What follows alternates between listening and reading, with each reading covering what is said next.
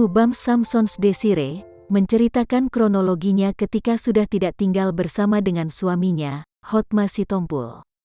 Sambil berlinang air mata, Desire mengungkapkan ia diusir secara paksa tanpa alasan oleh sang suami.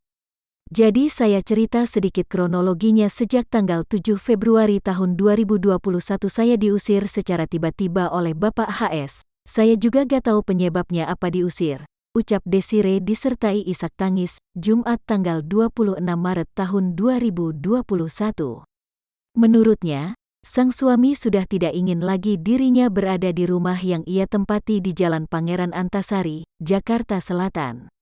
Hal itu disampaikan Hotma kepada Desire. Saya tidak mau lihat muka kamu lagi di sini dan barang-barang kamu. Kamu tidak punya hak di sini. Kamu silahkan keluar dari sini. Kamu tidak punya hak apa-apa lagi di sini, kata Hotma kepada Desire, ujarnya. Setelah kejadian tersebut, Desire sempat tinggal di rumah ibunya lalu memutuskan untuk ke Pulau Dewata, Bali untuk menjernihkan pikirannya.